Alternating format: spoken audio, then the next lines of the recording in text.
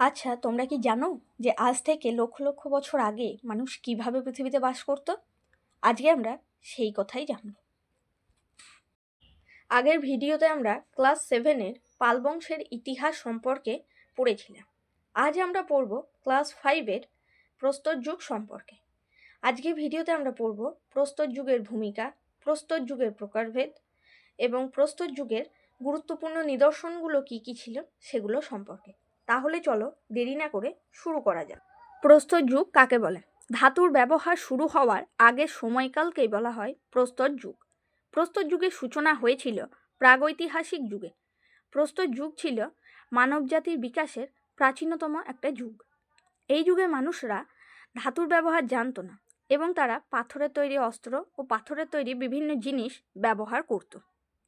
আর এই যুগে সময়কাল হিসেবে ধরা হয় যে সময়টাকে, সেটা হচ্ছে আনুমানিক 25 লক্ষ বছর আগের থেকে খ্রিস্টপূর্ব 3000 অব্দ পর্যন্ত সময়কে আমরা প্রস্তর যুগের সময় হিসেবে জানি। প্রস্তর যুগের প্রকারভেদ। প্রস্তর যুগকে 3 ভাগে ভাগ করা হয়। 1 প্রাচীন প্রস্তর যুগ, 2 মধ্যপ্রস্তর যুগ আর 3 নব্যপ্রস্তর যুগ। প্রাচীন প্রস্তর যুগ। প্রস্তর যুগে 3টে ভাগের মধ্যে প্রথম ভাগ হলো প্রাচীন প্রস্তর যুগ। এই যুগের সময়কাল হলো প্রায় 25 লক্ষ বছর আগের থেকে খ্রিস্টপূর্ব 10,000 অব্দ পর্যন্ত। এই যুগে মানুষরা পাথরের তৈরি অস্ত্র ব্যবহার করত। আর এই যুগে মানুষরা বেঁচে থাকতো সম্পূর্ণ প্রকৃতির উপর নির্ভর করে। এই যুগের প্রধান বৈশিষ্ট্যগুলি ছিল, প্রাচীন প্রস্তর যুগের বৈশিষ্ট্যগুলো হচ্ছে, এই যুগে যে মানুষরা বাস করত তাদের মধ্যে অন্যতম ছিল Homo habilis, Homo erectus, Neanderthal man. এই মানুষেরা প্রাচীন প্রস্তর যুগে যাযাবরের মতো জীবনযাপন করত। তারা গুহা, পাহাড়ের উপরে এবং খোলা জায়গায় বসবাস করত। তারা শিকারের মাধ্যমে খাবার জোগাড় করত। তারা পশুর চামড়া দিয়ে নিজেদের জন্য পোশাকও বানাতো। তারা হাত কুঠারের মতো অস্ত্র ব্যবহার করত। আর এই অস্ত্রগুলো তারা তৈরি করত অপরিষ্কৃত পাথর এবং তাদের শিকার করা পশুদের হাড় থেকে। এই যুগেই প্রথম আগুনের আবিষ্কারও হয়েছিল। প্রাচীন প্রস্তর যুগের শিল্পকলার পরিচয় পাওয়া যায় গুহাচিত্রের মাধ্যমে। এই গুহাচিত্রে তারা নিজেদের শিকার করা পশু ও তাদের জীবনযাপনের চিত্র এঁকে রাখত। এই যুগের গুরুত্বপূর্ণ নিদর্শনগুলো হলো ভীমবেটকা গুহাচিত্র, যেটা মধ্যপ্রদেশে অবস্থিত, আর হচ্ছে সোহন উপত্যকা এবং নর্মদা উপত্যকা।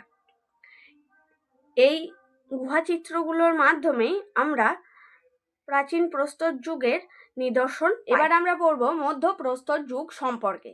প্রস্তর যুগের দ্বিতীয় ভাগ হলো মধ্যপ্রস্তর যুগ। এই যুগের সময়কাল ছিল খ্রিস্টপূর্ব 10,000 অব্দ থেকে 8,000 অব্দ পর্যন্ত।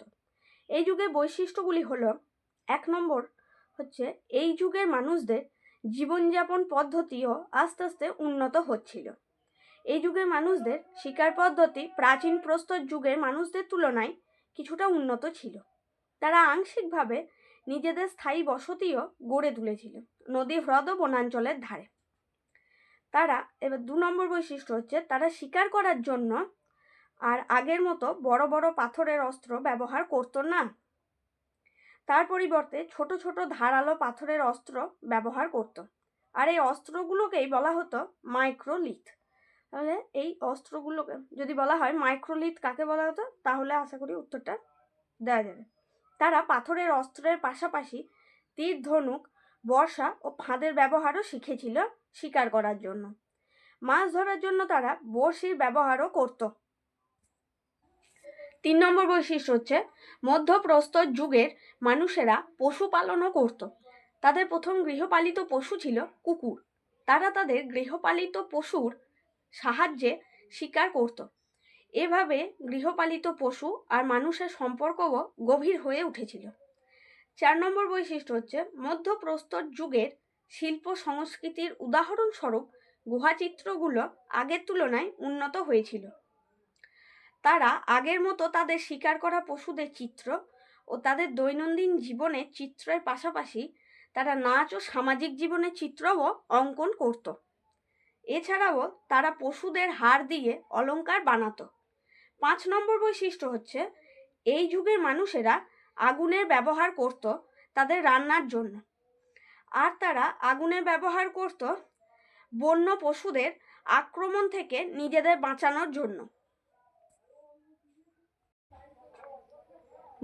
আর 6 নম্বর বৈশিষ্ট্য হচ্ছে মধ্যপ্রস্তর যুগেই প্রথম ধর্মীয় ধারণার বিকাশ হয়েছিল, আর এই যুগেই মারা যাবার পর মৃতদেহকে কবর দেওয়ার প্রথাও তৈরি হয়েছিল, আর এখান থেকে পরকালের ধারণার সূচনাও হয়েছিল। এই ছিল মধ্যপ্রস্তর যুগের বৈশিষ্ট্য।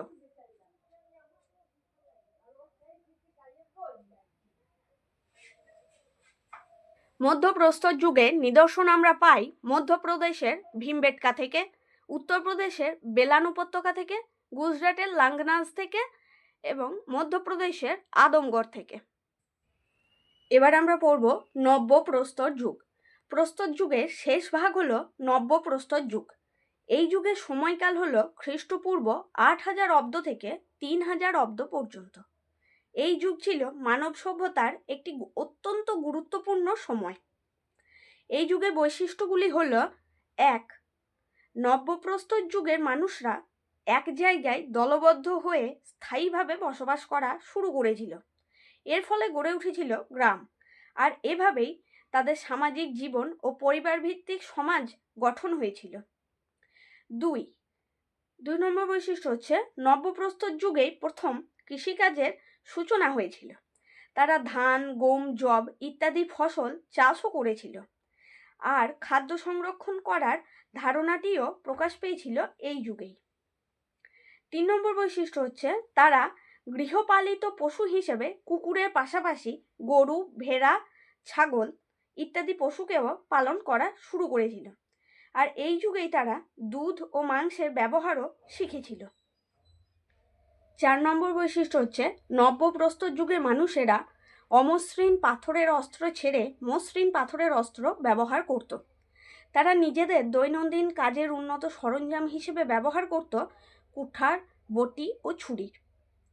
5 নম্বর বৈশিষ্ট্য হচ্ছে এই যুগে মানুষরা তাদের খাবার ও জল সংরক্ষণ করার জন্য মাটির হাঁড়ি, কলসি ইত্যাদির ব্যবহার করত।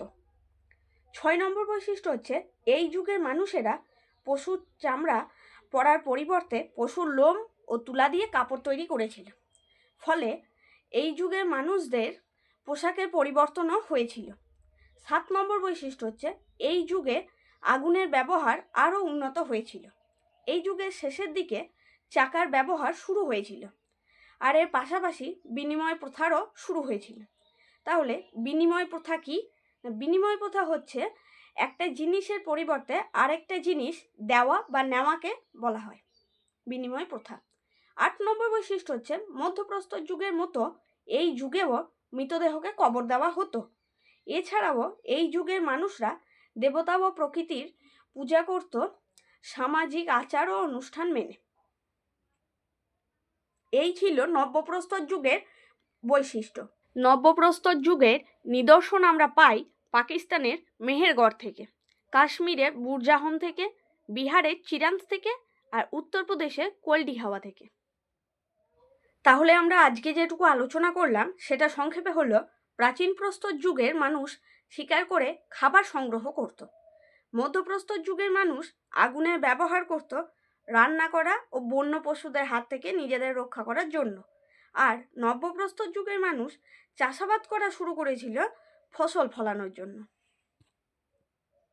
ভিডিওটা এখানেই শেষ করছি। আশা করি তোমাদের বুঝতে কোনো অসুবিধে হয়নি। এই ভিডিও কোন অংশটা তোমাদের ভালো লেগেছে আর কোন অংশটা তোমাদের বুঝতে অসুবিধে হয়েছে কমেন্টে লেখো। এই ধরনের আরও শিক্ষামূলক ভিডিও পেতে চ্যানেলটা সাবস্ক্রাইব করো। দেখা হচ্ছে পরের ভিডিওতে। ততক্ষণের জন্য ধন্যবাদ।